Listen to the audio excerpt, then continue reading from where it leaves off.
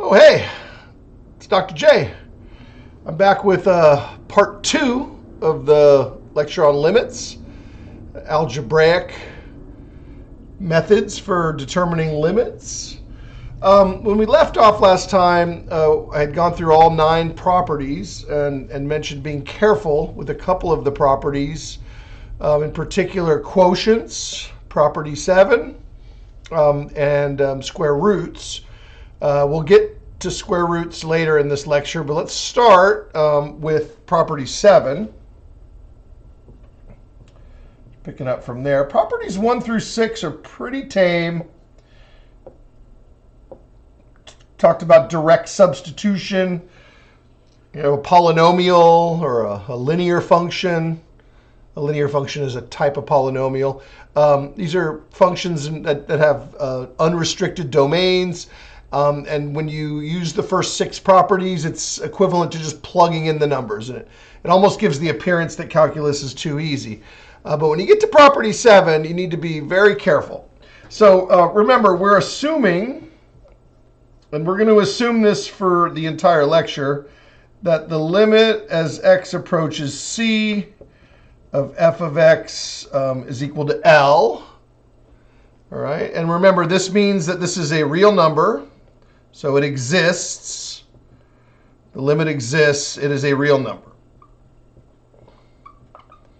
All right, these are equivalent. When I say something exists, I mean that it is equal to a real number. All right. And the limit as x approaches c of g of x is m. And again, both of these limits exist. We're assuming that. All right.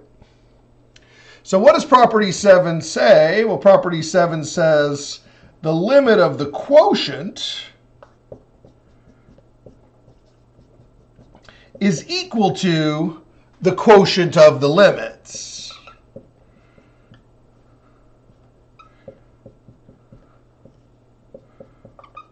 That's what the property says. And since both of these exist, we know that we can calculate this as L divided by M, right?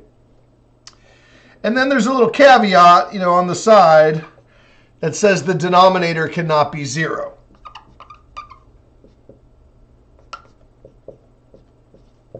All right, where M is not 0. Well, we're going to extend this property and give it a little bit more freedom to operate by not assuming that generally. Right? There are going to be cases where the denominator is 0. So there are 3 possibilities. And we will call them the cases for the existence of this quotient L over M. Let's start with the easiest one, case 1. Case 1 is what is assumed in the formal property. We sometimes call this the best case scenario. Yeah. And what the best case scenario is where L is any real number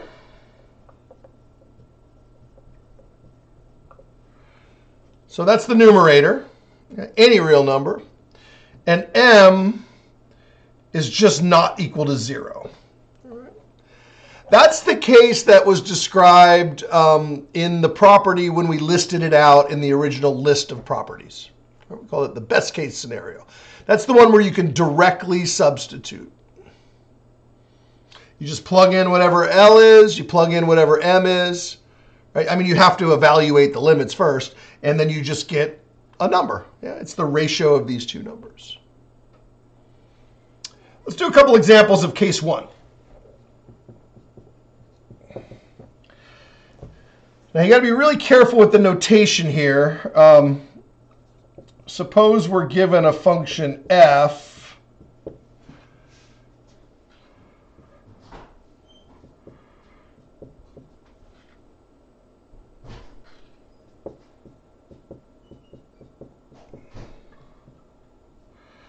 And I want to point something out. I'm using a different version of the letter F here. So this is capital F. So when I talk about F and G, I'm talking about the numerator and the denominator are F and G. The general function is capital F. Sometimes it's more useful to use a different letter so that you don't have the confusion between capital and lowercase. But I'm taking the problem exactly the way it was written, so that's what we have. So this function is capital F. It is the ratio of little f and little g. We might be talking about another function later today that's capital G.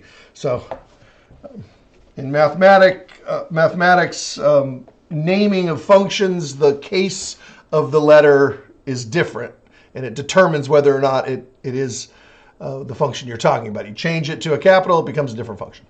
All right, so let's find the limit as x approaches 4 of f of x. All right. So that would be the limit as x approaches 4 of x plus 7. That's our little f. And divided by the limit as x approaches 4 of x squared plus 11x plus 28. All right. And again, going back to the property, this is your L. And this is your M, if you're sort of following along with the property notation. All right, let's make sure these limits exist first. So direct substitution, I get 4 plus 7. Yep, that exists. That's 11. And the denominator, I get 4 squared plus 11 times 4. I should probably just do that in my head. That'll be 44 plus 28. So that's going to be 16 plus 44 plus 28. You feeling strong? You do that in your head. That'll be 50, 60, 88. So it's 11 over 88. And then divide those. Sometimes it's not divisible. You get something that's already irreducible, then you can stop. But in this case, 11 divided by 88 is reducible. So the limit is 1/8. Yeah, 11 goes into 88 8 times. Yeah. So there we go. That's the best case scenario. That's very similar to the way it was done when we went through all 9 properties. You're just literally just plugging in 4, and as long as the denominator doesn't equal 0, then you're good to go. All right. So what does this mean? Since, now this is now capital F. I'm talking about the entire function. F of 4 exists. Yeah. And not only does it exist, but it's equal to it's equal to 1/8. Yeah. So not only does the value exist, but we know that it's equal to the limit. Right? The value of the function is the same in this particular case as the value of the limit. These are the same. These agree with each other. That means there is a point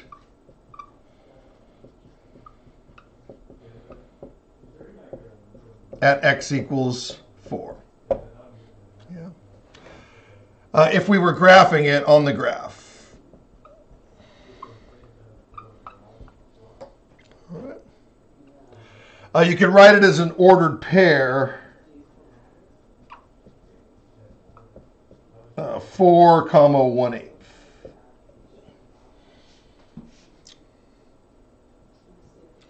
So sometimes I say there's a point at x equals 4, or sometimes I write it as the actual pair 4, 1/8. It just depends on the format of the input, and the box that you're filling it in. I'm usually pretty clear about whether I want an ordered pair or whether I just want a number. All right. If you're not sure, try it one way and see what happens. Or sometimes there'll be a little pop-up that'll indicate what format you should put the answer in. All right, well, that is the best case scenario. Let's do one more before we get into some of the worst case scenarios. There are two more after the two more scenarios. Let's try f of x is x minus 7 over x squared minus 14x plus 47. And this time, let's take the limit as x goes to 7. Okay. Let's get a 0 in here. Yeah. Now, x goes to 7 of x minus 7. That's your numerator function, little f's. And your denominator function,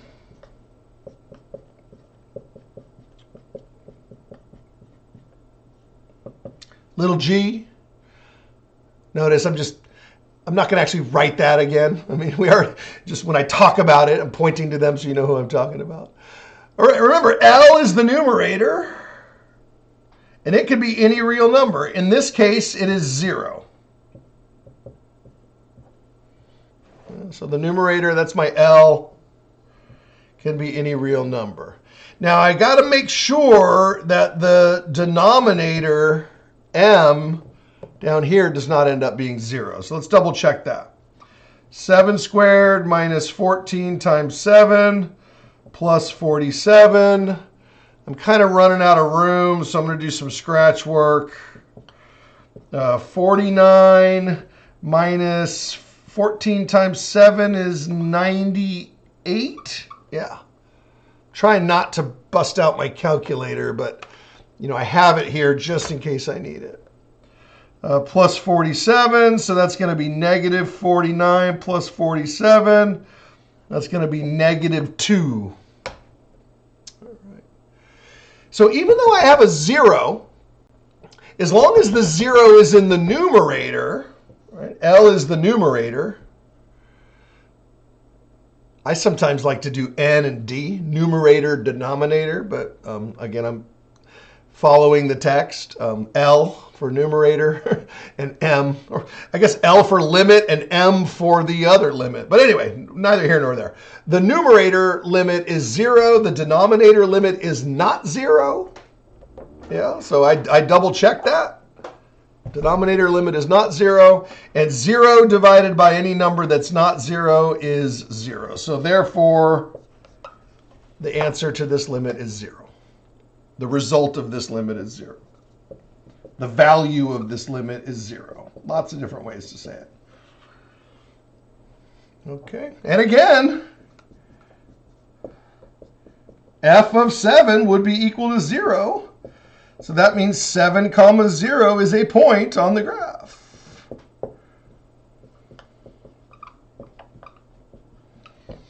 Yeah. A dot. Yeah, solid dot. Also known as a closed dot. Lots of different ways to say it. I shouldn't really have to say it 5 different ways, but there are lots of different ways to say it. The word point should be sufficient. When I say point, I mean closed. I mean a dot, not anything else. All right, well, there are 2 more cases that are not so nice. Case 2.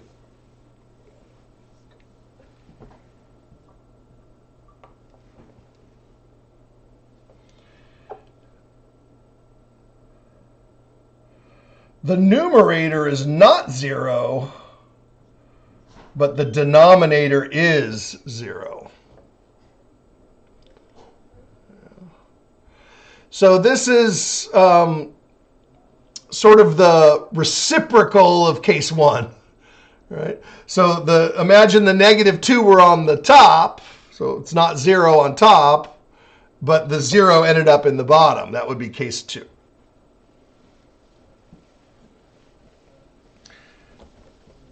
All right, and again, I don't have to write it all out again, but this is the limit of little f, this is the limit of little g, lowercase g, and we're assuming that they both exist. And this one's not 0, and this one is 0.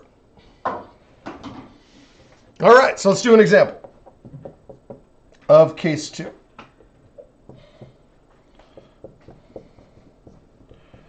So we have a function, and I want to find the limit as x goes to -5.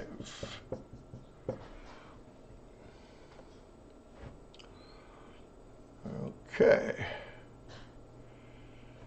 So just like before, the limit of a quotient is the quotient of the limits.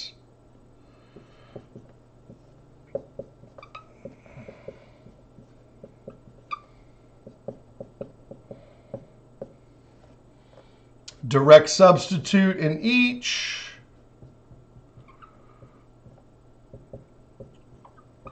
So there's my L.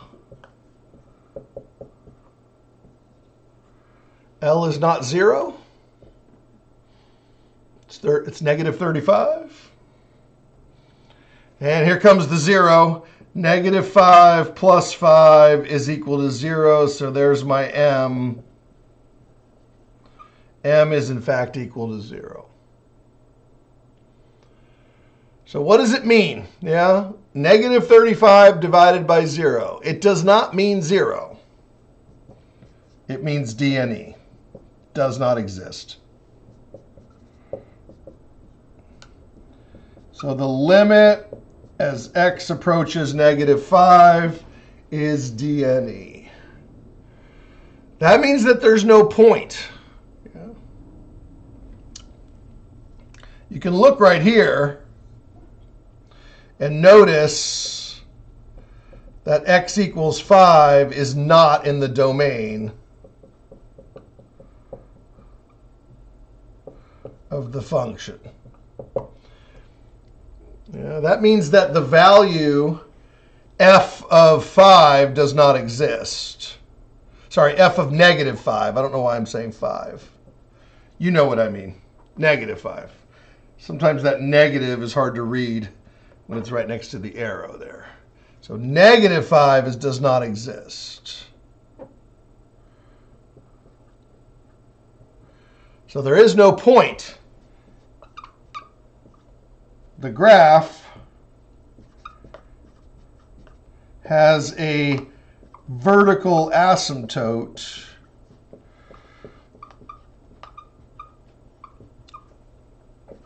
at x equals -5. So that's case number 2. Case number 2 is sometimes called the VA case. Vertical asymptote. So the numerator is not 0, the denominator is 0, and that means we have a vertical asymptote at -5.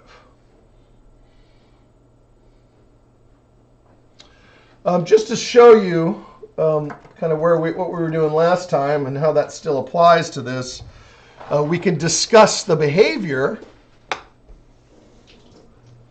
Continue on.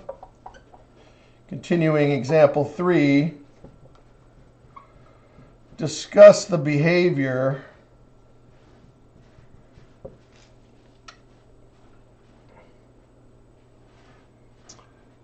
near the vertical asymptote. So we're going to look on the left of it, and we're going to look on the right of it. Just keep this in mind, that the limit doesn't exist. You might want to save that. Lim x goes to -5 of f is DNE. Let's go ahead and save that. We'll come back to that later.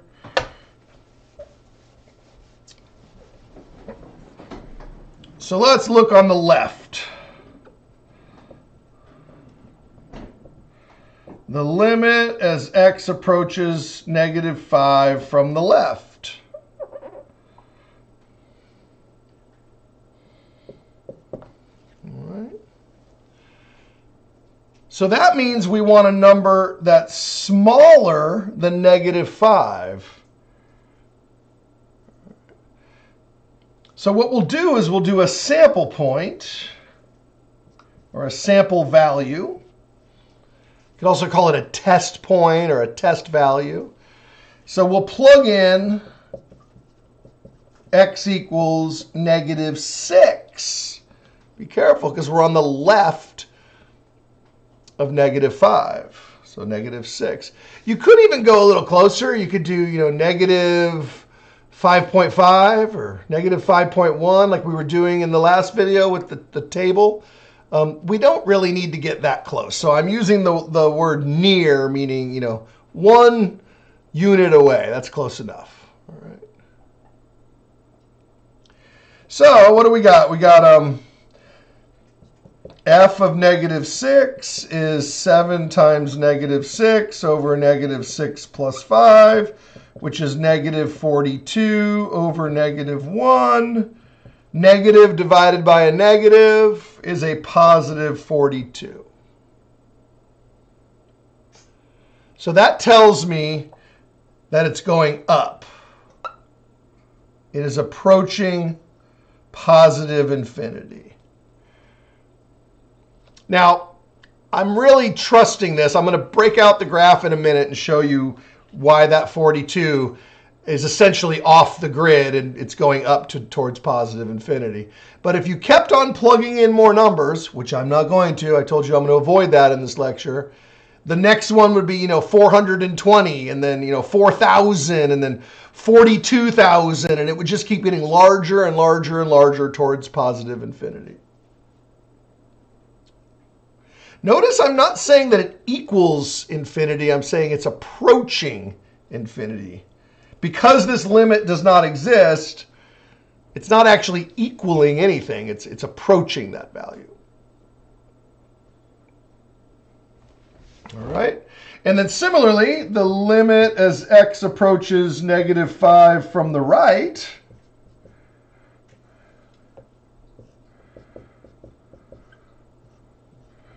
all right.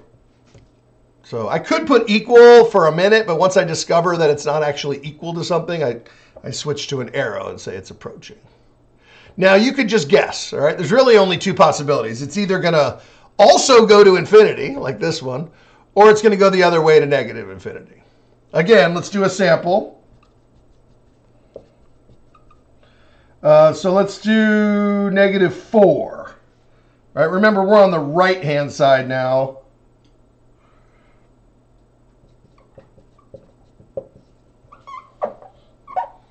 So I've got my left and my right. So I'm just 1 unit to the right of -5.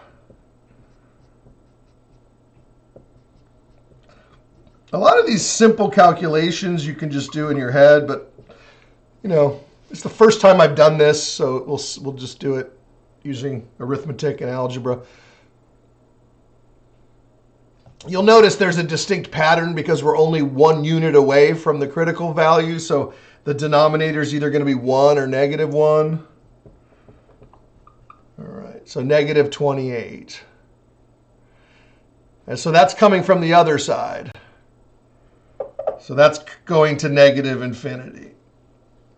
Now, I really am making a leap of faith here because I don't want to have to make a table. But if I wasn't sure, I would go a little closer. I'd do like, negative, what's a little closer? 4.5 maybe? I want to be on the right side of -4. Because we're in the negatives, remember, the right side, it's approaching this way. All right. So there you go. Those are the behaviors near the asymptote. Let's write those down.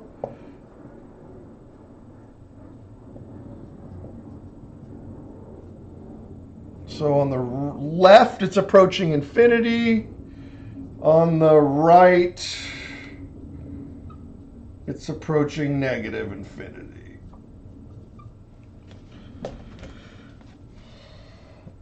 I'm not going to graph every example today. But I just want to make sure that I discuss it in a complete discussion. Includes what does it look like, right? we're really going to discuss it, then we have to be willing to turn on the light and see the truth here. So let's see. Now, I probably will change my scale a little bit, or I won't really be very particular about the scale.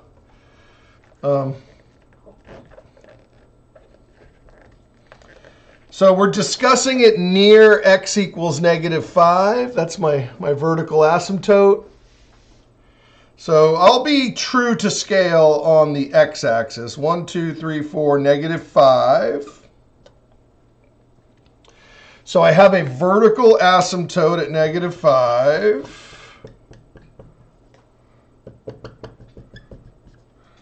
All right, and I only did those 2 sample points. You remember what they were? F of -6 was 42, and f of -4 was -28, right?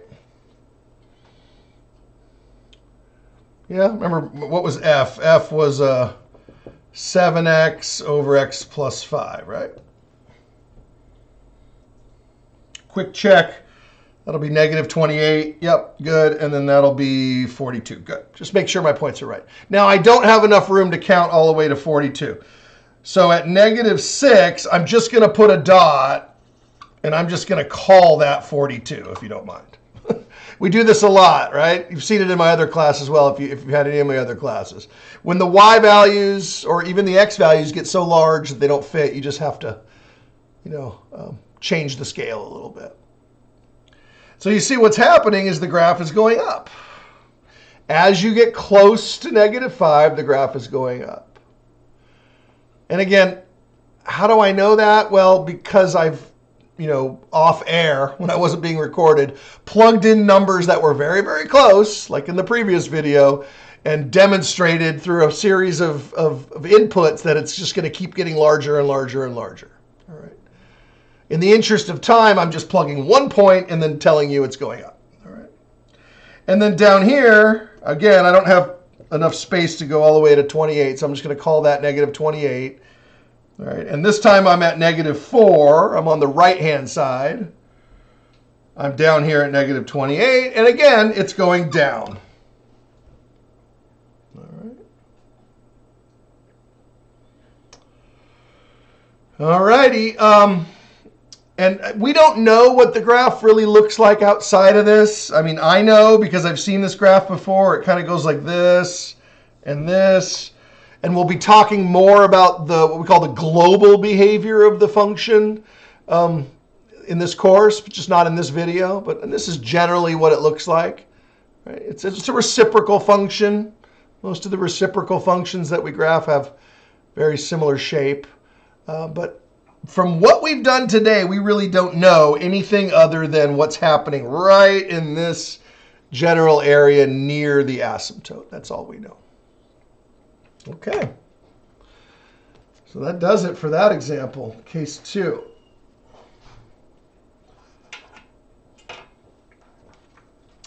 Let's try another one of case 2, but with a little bit less detail. Maybe I won't exhaustively go through all of it. I'll just kind of tell you the results. We'll see how that goes. Example 4.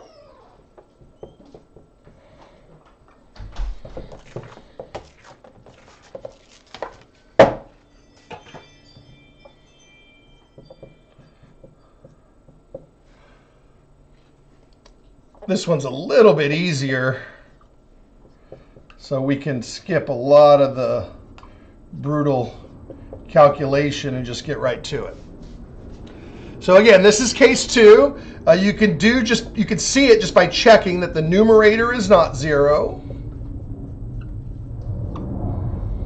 but the denominator is.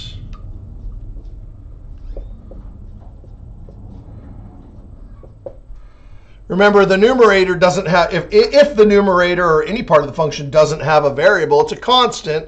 The limit of a constant is just a constant. That's property number 1. It's one of the more useful properties. Makes it very easy to calculate. Right? I don't have to plug in anything.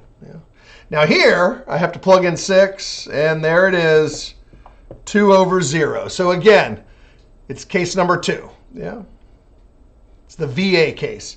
So the limit as x approaches 6 of f of x is dne. It does not exist.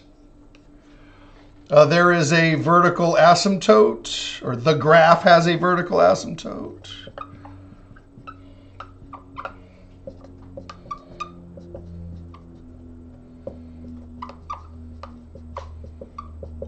At x equals, now be careful, it's not 2 or 0, it's 6. Yeah, x equals 6. The graph has a vertical asymptote at x equals 6. All right, and then now let's discuss the behavior.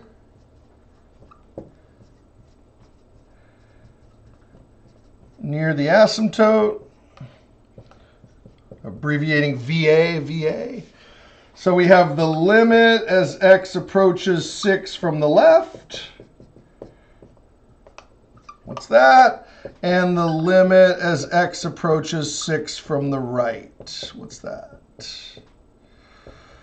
And again, sometimes I put an equal sign if it's actually going to be equal to a number. But if it's not, I'm going to get rid of an equal sign and put an arrow. At some point in this course, when it's absolutely clear that I don't mean equal to, we'll still use an equal sign. I know it seems like that would be illegal, but in this section, I'm being very particular about whether I mean equal to or whether I mean, getting close to or approaches. All right, it's very common in calculus after you've become, well trained and you've had a lot of experience to write equal to, but darn well that it's never actually equal to that, but it's just a simpler symbol to write, especially when you're doing a lot of this. But anyway, in this example, I'm doing it very proper, so it's going to be very close to. And we already know it's a VA, a vertical asymptote, so it's either going to be infinity or negative infinity, right? I don't know. We'll see. Let's do a test point. All right, so come over here. Let's do some sample points. So on the left, let's plug in x equals 5. Let's do it. And if it comes out positive, we'll just say it's positive, going to go to positive infinity, right? And if it comes out negative, we're going to say it goes to negative infinity. All right. So we plug in 5.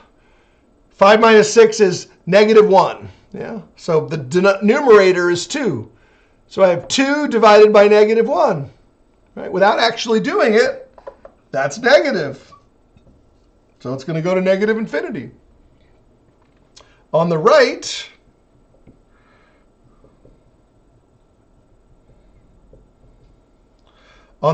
let's try 7. All right. 7 minus 6 is positive 1. So that's 2 over positive 1. That's going to go to positive infinity. All right. I'm not going to bother drawing the graph. It'll take another 10 minutes to draw the graph. So it looks very similar to the graph that we just drew, except the arrows are going in opposite directions. The one that used to go down is now going up and vice versa. And again, I've already sort of briefly mentioned the 4 possibilities, right? They either both go up like this, or they both go down, or one goes up, one goes down, or one goes down, one goes up. So it's the 4 sort of natural combinations of positive and negative infinity. All right. Now, again, this is sort of a leap of faith. This is really just a test. I don't have 100%. I'm not 100% sure. I am 100% sure because I've done it. But if you really want to be 100% sure, you should plug in other numbers other than just 5. Something that's a little bit closer to 6. Maybe like 5.9. Yeah. You want to do it? Look, I put my pen down. We'll just show you one time how it's not that hard. Plug in 5.9. Yeah. And you're going to get negative 0.1. Yeah. 2 divided by negative 0.1 is going to be negative 20. Right? Keep going, just like we did in the last section with the table. You can do it all mentally. Suppose you did 5.99. Plug it in. You're going to get negative 0.01, right? Divide that. 2 divided by negative 0.01 you're going to get negative 200. So the pattern will go negative 2, then negative 20, then negative 200, then negative 2,000. So if I made the chart, the columns and the rows, it would just keep getting farther and farther down, negative 200,000 and 2 million and so on and so forth. And you could probably do the same exercise for positive infinity, right? It will go 2 divided by 1 is 2, and then it'll go 20, then it'll go 200, and so on and so forth. Right? What happens is the numerator stays 2, and the denominator keeps changing as you get closer and closer, and that causes the value to grow. So that concludes case number 2. Now we get to the third and final case.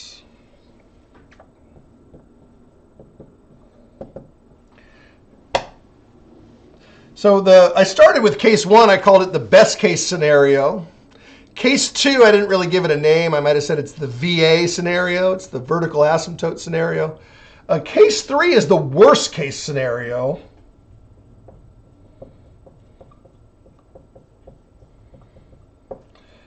That's if both L and M, both of the limits, the numerator and the denominator, are both equal to 0. This is sometimes remembered as the 0 divided by 0 case. Yeah. This is called an indeterminate form.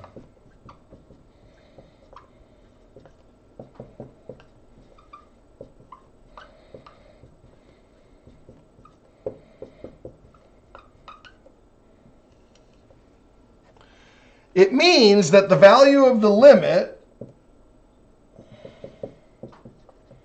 cannot be determined. I was going to say can't. Without further analysis.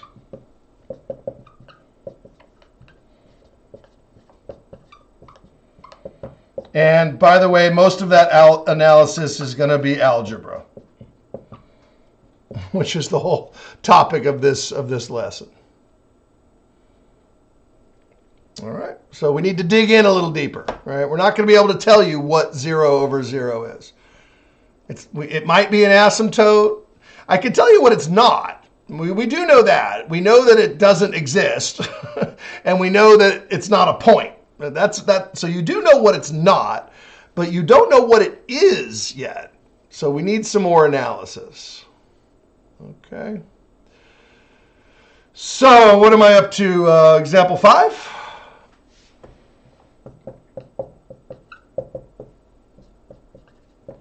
The limit as x approaches -3 of x plus 3 over x squared plus 6x plus 9. All right. This is my capital F. I'm just, because I'm short on space here, I didn't write that. This is the function.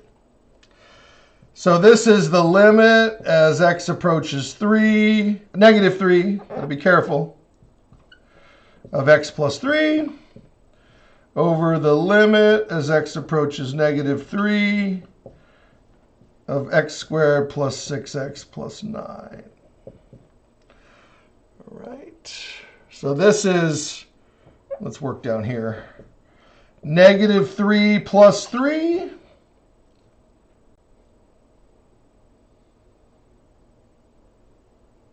That's clearly 0. And then the denominator is a little trickier. It's -3 squared plus 6 times -3 plus 9, which is 9 minus 18 plus 9.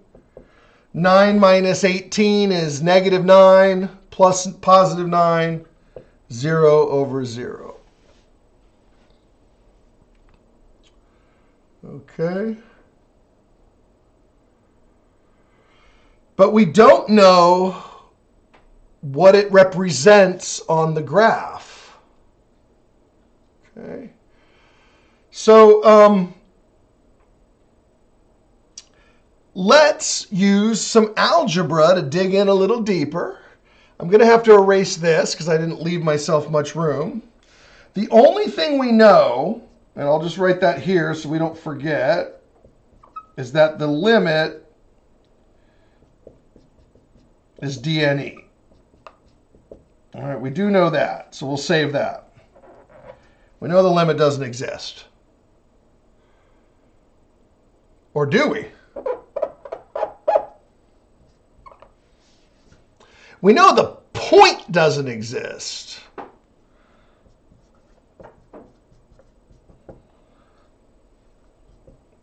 There is no such point on the graph at x equals -3. But the limit could still exist. We don't know. All right. Let's see. The only thing we know is that the value doesn't exist. I want to make that very clear. So what we're going to do is we're going to use what's called the factor and cancel method. All right. So we have these two functions. We have this function that is the quotient of two functions. X plus 3. We have x squared plus 6x plus 9. Okay. So we can factor this. The numerator is not factorable, but it's already in factored form. The denominator can be factored.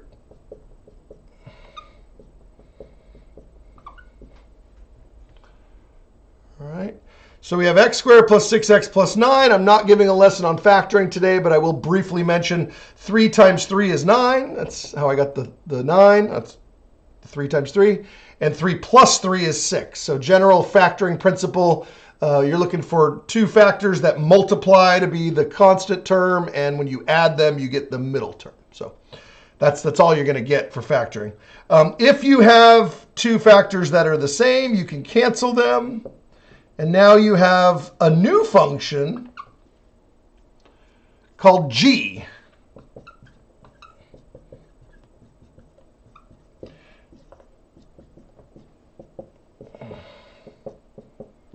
All right. And so it's not the same as f, but it has the same limit.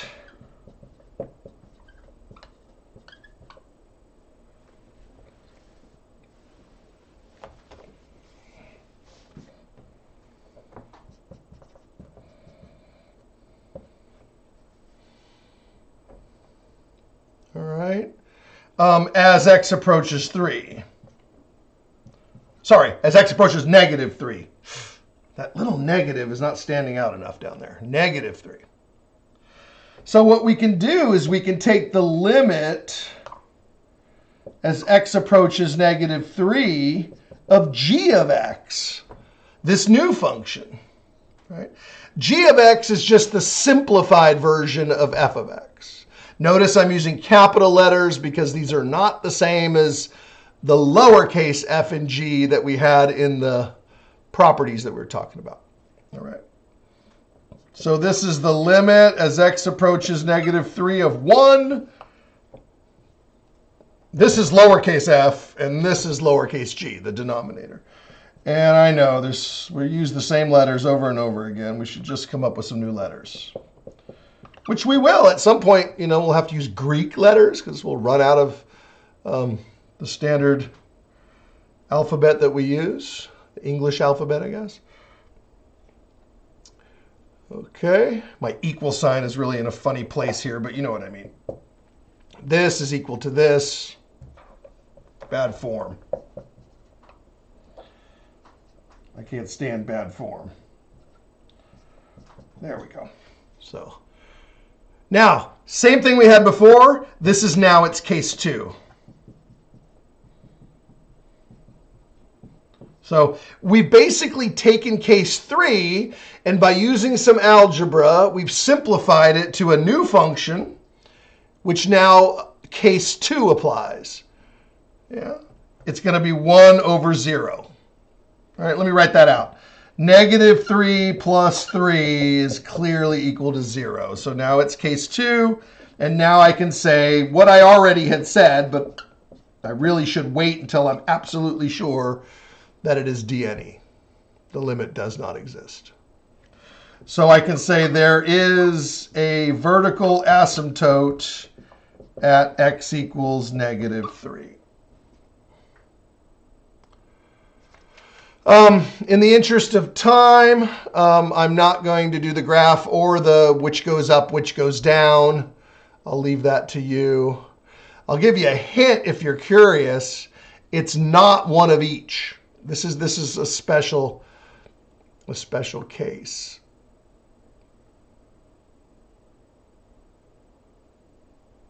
Or is it? I shouldn't have even opened that can of worms because I'm not going to answer it. It could be. It's either one of each. I suspect that they both go up, but as soon as I said it, I immediately start questioning if that's true or not. Be careful what you ask, because then you might want to actually know the answer. And with the clock running, I am not going to jump into that. So that's enough. We've determined the case. We've determined that there's a vertical asymptote, and I'm happy with that. Before I erase this, though, I should make a comment that the function does not exist at negative 3. So not only does the limit not exist, but the function does not exist there either. And I already mentioned that. There is no point at negative 3. There's no dot at negative 3.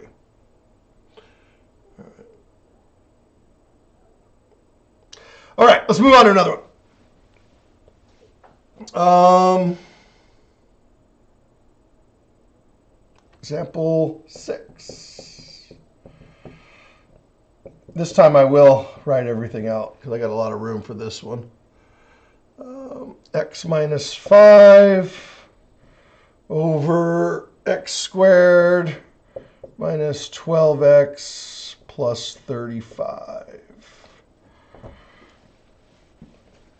So let's find the limit as x approaches 5 of f of x. Again, this is still case 3. You can confirm that by plugging in the limit of the numerator and the limit of the denominator.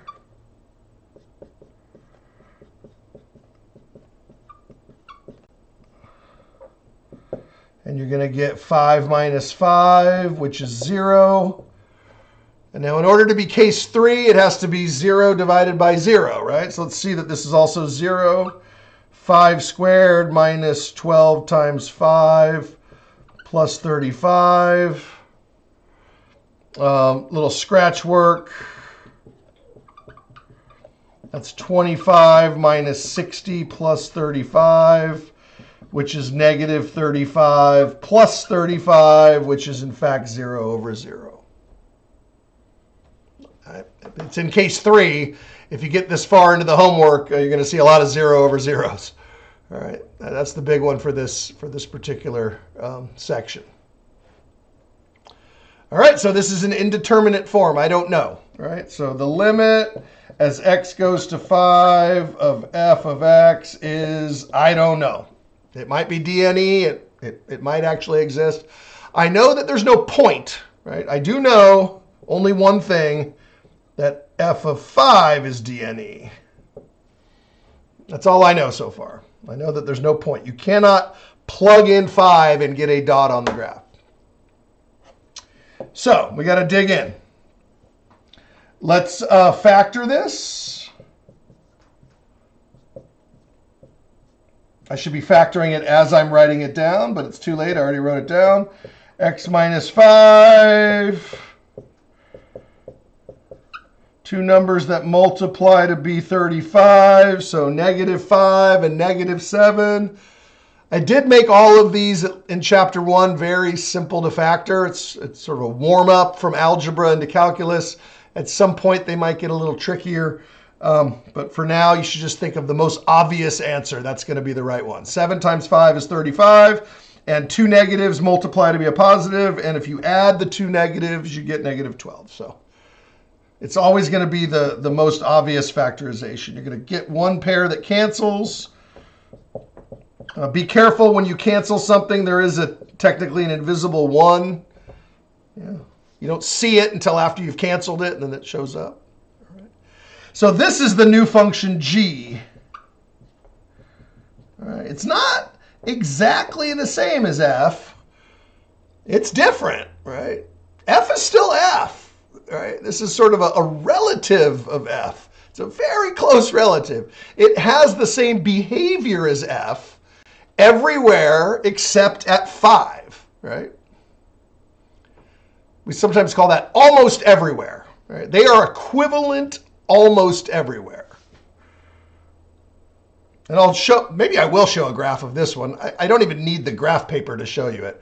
So I can do a real quick sketch. Saves us a lot of time. So what we're going to do is we're going to take the limit as x approaches 5 of g. Yeah, of this guy.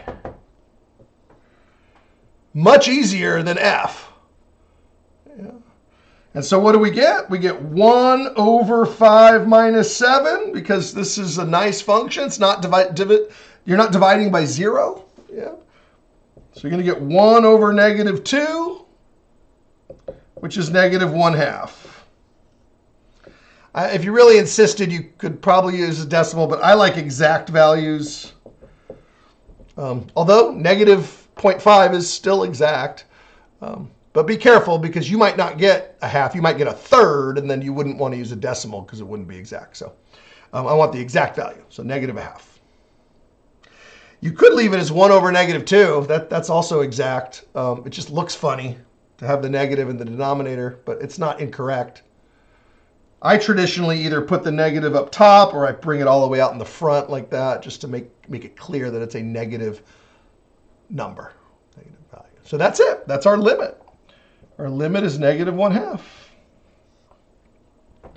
So these functions have the same limit as x approaches 5. All right. Now, because this function doesn't exist at 5, there is a hole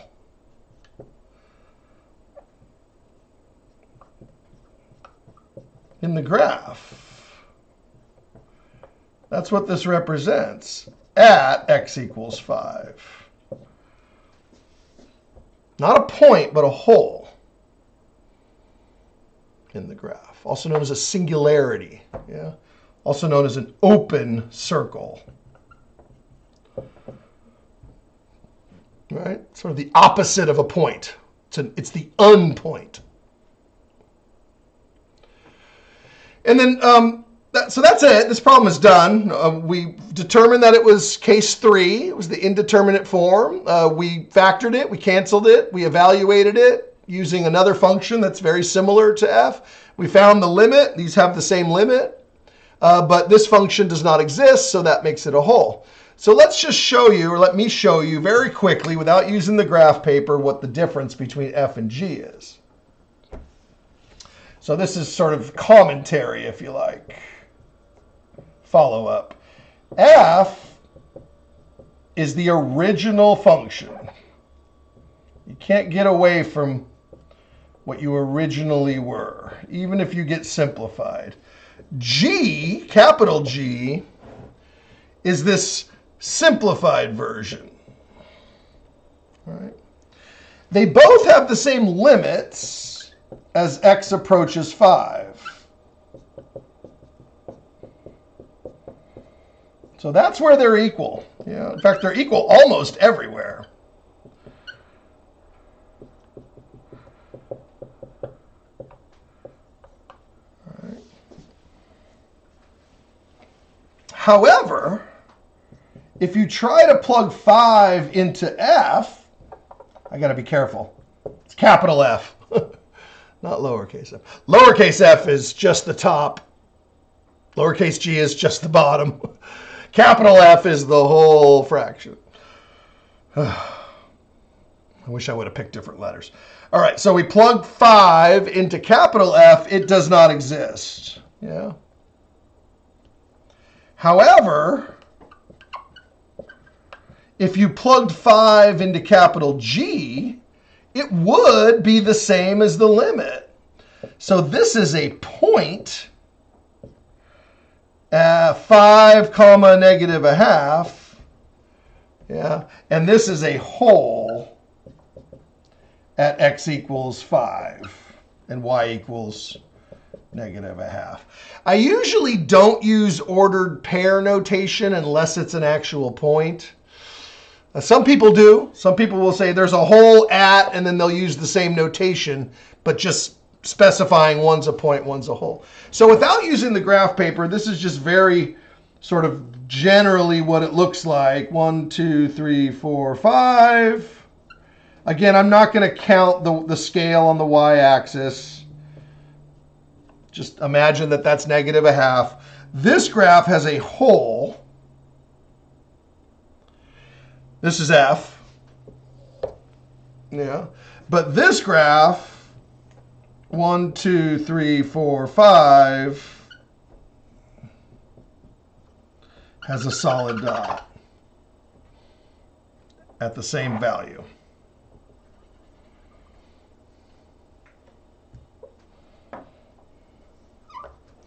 Now, what's interesting is that if you graph the rest of the function, they would look basically the same.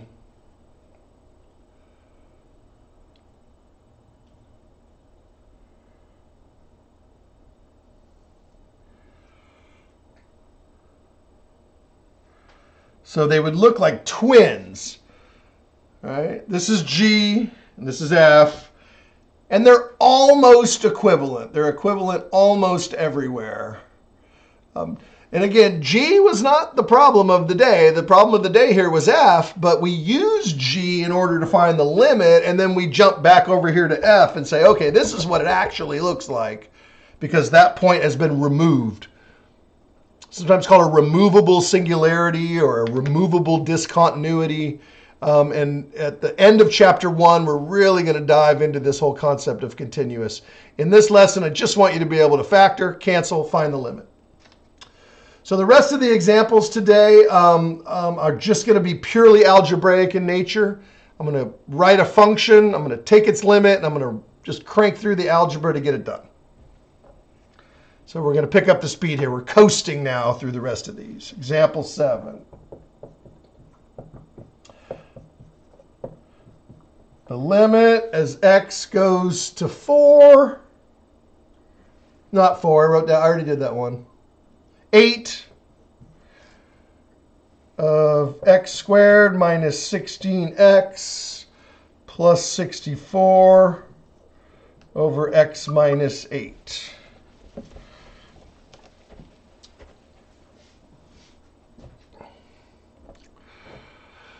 Without, a whole bunch of work, you could just kind of eyeball it. So we often call it eyeballing it. 8 minus 8 is 0. So we have 0 in the denominator. You also have 0 in the numerator. I'll leave that to you to figure out, but you end up with, wait a minute. Yeah, you do. Yeah. So this is going to be, well, you get 0 in the denominator. I'm not sure you get 0 in the numerator. We're going to find out right now. In fact, I don't think you do. No, you don't. But you definitely get it in the denominator. This is going to be factoring the numerator.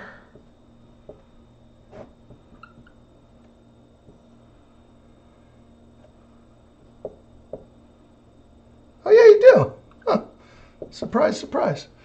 I was just lazy and didn't want to do it. It's 8 squared is 64, and then negative 16 times 8 is, it's just being lazy.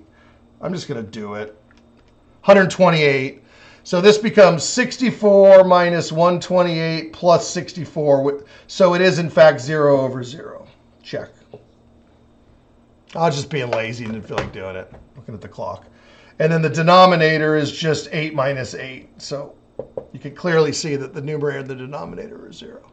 But that's neither here nor there, because what's going to happen is these are going to cancel, and you're just going to have the limit as x approaches 8 of x minus 8 over 1, I guess.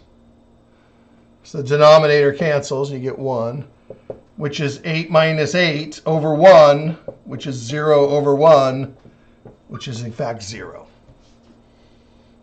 All right. So this is a case in which 0 divided by 0 is in fact 0. Yeah. At least the limit is equal to 0. I want to make that very clear. Doesn't mean that the point is 0. It just means that the limit is equal to 0. Let's see if I can do 2 on the same board. Slow down. Not have to erase every single time. How about the limit as x approaches -4 of x squared minus 3x minus 28 over -5x minus 20. And again, you could do a quick check. If it's not 0 over 0, in fact, you really only have to check the bottom. Okay? I mean, it's the denominator 0 that causes all the problems. But look, as you see, if you plug in -4, you're going to get -5 times -4, which is 20. And then you're going to get 20 minus 20, which is 0. So that's going to be at least a 0 in the denominator. There might also be a 0 in the numerator. We'll find out. You could figure it out if you want. I'm not going to. I'm going to get right on with the problem. So let's factor the denominator first. So these are both divisible by -5. Yeah. And then 7 times 4 is 28. Remember I said it'll be the most obvious factoring. So 28 is 7 times 4. And it should be pretty obvious why it's a multiple of 4, because the denominator. And we're going to cancel. So that's going to be the limit as x approaches -4 of x minus 7 over -5. So the denominator is constant. It's going to stay -5. The numerator is going to be -11. Simplify that to 11/5. That's as good as it gets. All right. While I was doing that, I was thinking about it. If you do check the top, you do, in fact, get 0 over 0 again.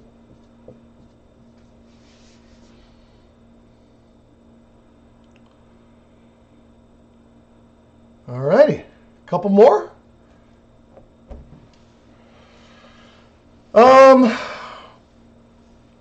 How about square roots? We did a lot with the fractions, but we haven't done anything with square roots. The limit as x goes to 7 of the square root of x plus 2 minus 3 over x minus 7.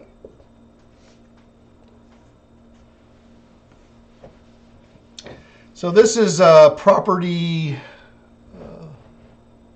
9. Yeah, it's a fun example. 9, property 9. So the limit of a square root is the square root of the limit, right? So this is equal to, and by the way, this is a combination, I should say. We have property 9 because of the square root, but we also have property 7, which is the big one, which is that it's a ratio or a quotient of two functions. So this is the square root of the limit of x plus 2. Haven't seen any of those today. There's not very many of these, but I just want to get it out there. Minus the limit as x goes to 7 of 3. It's a lot of properties here. We have property 9, square root. We have the property, I have them written down here.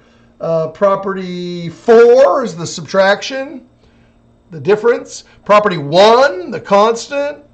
And then my favorite for the day is property 7. It's the main topic here, which is the quotient.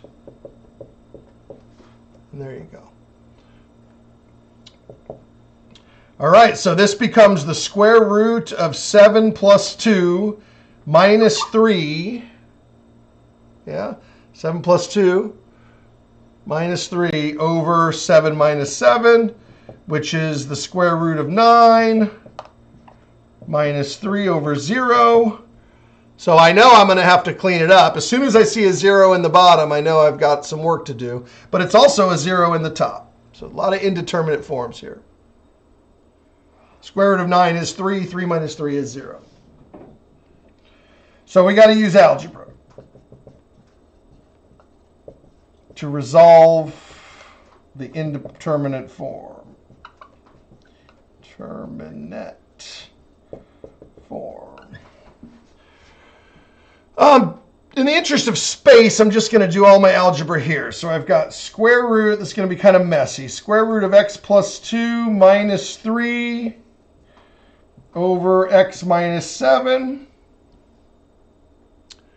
I don't really need any of this anymore. That was just to determine if it was applicable, if I have to apply these techniques.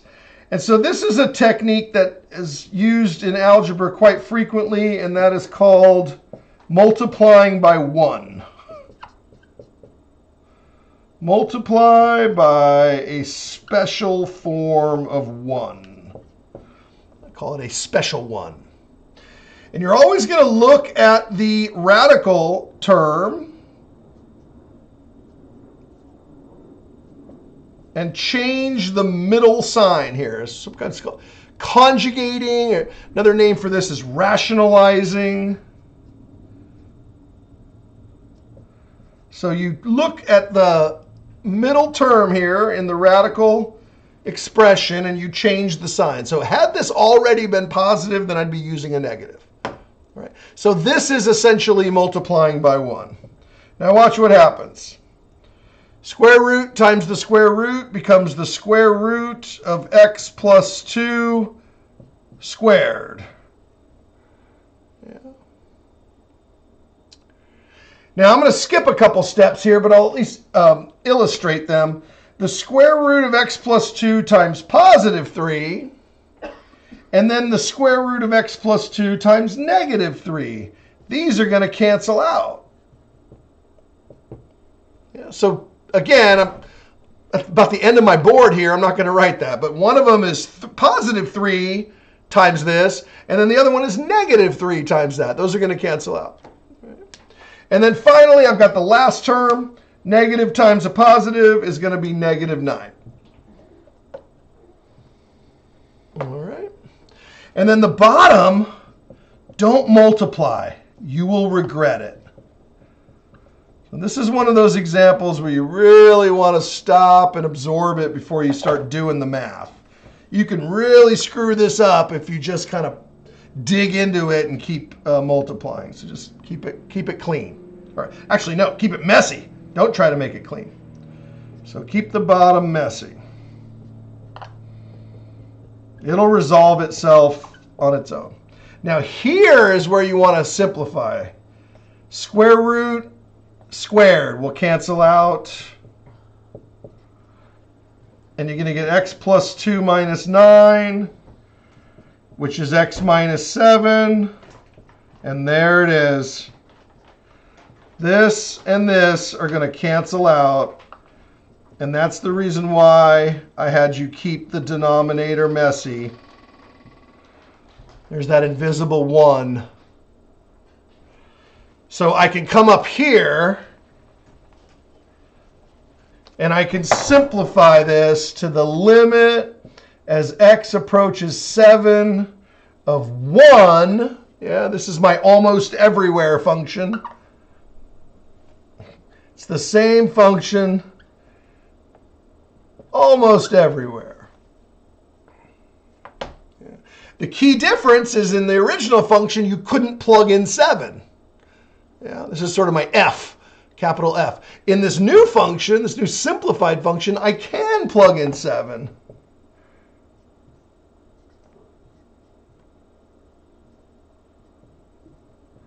See that? It's not violating any rules anymore. So that's going to be 1/6. Saving a little bit of math for you. The square root of 9 is 3. And then 3 plus 3 gives you the 6 in the denominator. Just putting that in a little cloud there. That's, if you've never seen this one before, I did it rather, algebraically and rather quickly compared to some of the other examples, but it will appear again. So this is really just a teaser. In fact, I think that this one, I know that we've seen this one before. We just didn't do it this way. Yeah, we did it by actually plugging in, remember, decimals. I don't know if it was 7. I don't know. I haven't looked back at the old lecture, but it was some number very close to that. So we did 6.9, 6.99. We got very, very close to that value, but didn't exactly hit it. All right. I've only got time for one more. So example 10.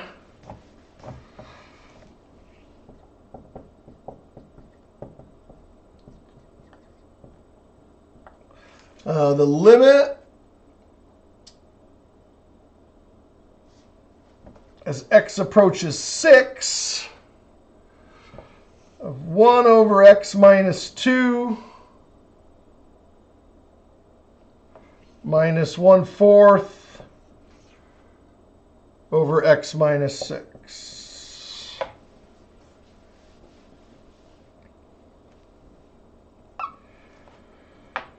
All right. So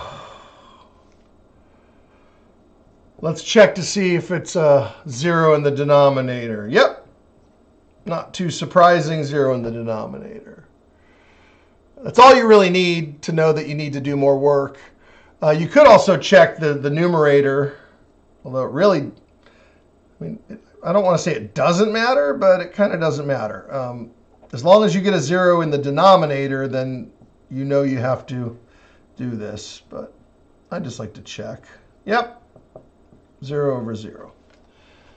So once we got to case 3, all the examples at that point were all the indeterminate form. Maybe, I guess, let me rephrase what I just said. It does matter. If you don't get 0 in the denominator, in the numerator, so suppose you get a 0 in the bottom, but you don't get a 0 in the top, right? Suppose you got, I don't know, 1/2 or something. I don't know.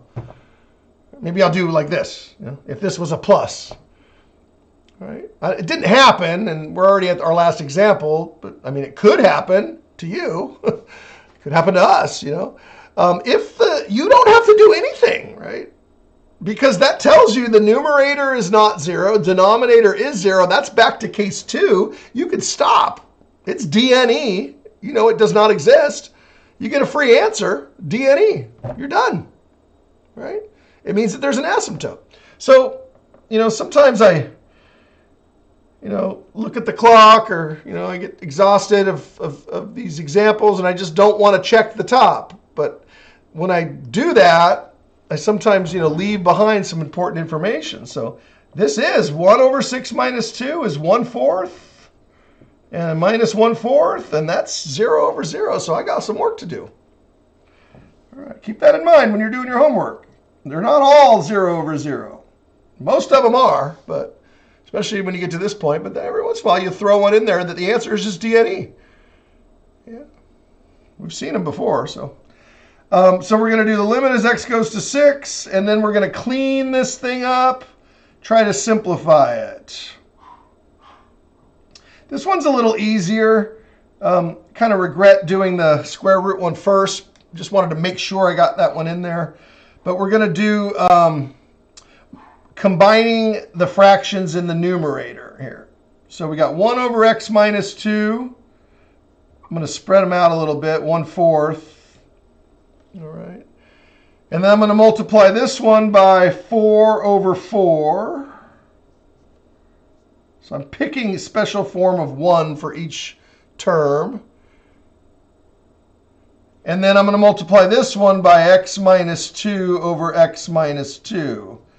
Now, this doesn't have any square roots, so I don't do any like sign changing or anything like that. I'm just multiplying by a special form of 1 to clean up the fraction. I'm going to go ahead and weight on the bottom, x minus 6.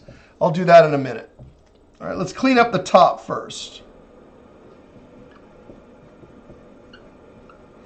All right, so we got 4 over 4 x minus 8. Yeah, 4x minus 8. Minus x minus 2 over 4x minus 8, all over x minus 6. It's very, very messy. All right. Now watch what happens here. There's an invisible set of parentheses right here. And I'm going to distribute this minus sign. So that's going to be negative x and positive 2. And then the denominators combine to be 4x minus 8. I forgot my limit. Well, I didn't forget it. It's there, yeah. Just didn't write it. I remembered it was there. All right, and then I'm waiting on the x minus 6. Still waiting. Yeah. All right. So that's the limit as x approaches 6. Now watch what happens now. This is the magic. This is going to be negative x plus 6. Yeah, 4 minus x plus 2. That's negative x plus 6. Over 4x plus 8. Now watch what I do here. This is an old trick. I use old school division.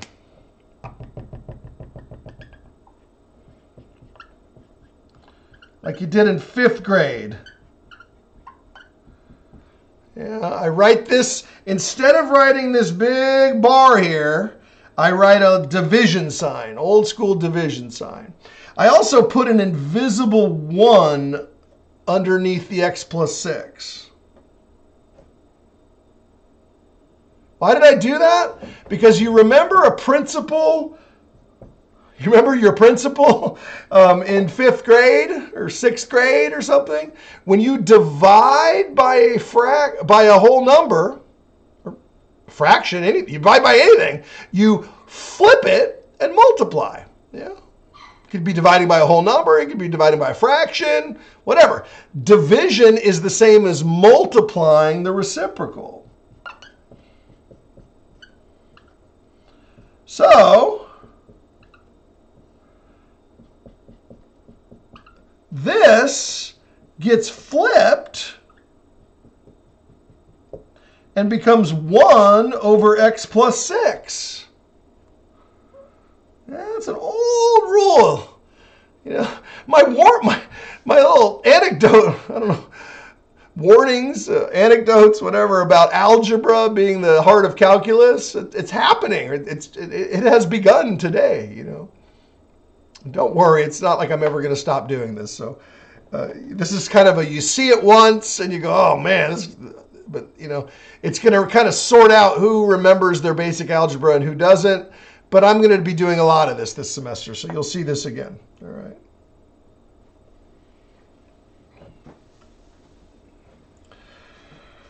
All right, so I've got to come. I'm running out of room, so I'm coming all the way up here. I think I could finish it. Limit as x approaches 6 of Negative 1 times x minus 6 over 4x plus 8. I almost screwed up there.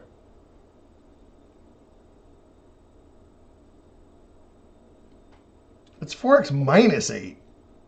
Man. 4x minus 8. 4x minus 8. 4x minus 8. It's still 4x minus 8. This is like where I really miss having you in class, because you could have raised your hand and said, Dr. Jordan, that should be 4x minus 8. And I would have said, thank you. Good eyes. Thanks for fixing that. And if you are in my in-person class and you see that kind of a mistake, please tell me before I sit there and rant for a half an hour with the wrong numbers on the board. Times 1 over x minus 6. So what did I just do? I just factored out a negative 1 here. Factored out a negative 1, and I changed that to a 6. And here we go. This is the grand finale. Cancel, cancel. Now it's negative 1 over 4x minus 8. And I'm so glad I found that mistake, because I was about to write 4x plus 8. And then I think for a second I had written 4x plus 6 here.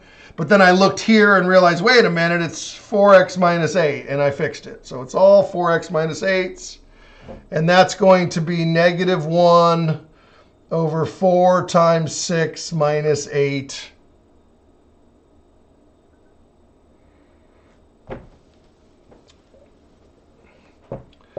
Negative 1 over 24 minus 8. Whew! I'm tired. Negative 1/16. That's the answer. So the answer is the limit as x approaches 6 of 1 over x minus 4, or x minus 2, minus 1/4 over x minus 6 is equal to negative 1/16. That is the final answer. All right, I have to admit that at the end, the algebra was a little bit rushed. Maybe in future lessons, we'll be doing that type of algebra earlier in the lesson. But it had to be done so we could get through them all. So we'll see you later. But until then, I'm Dr. Jordan, and I'll see you on the internet.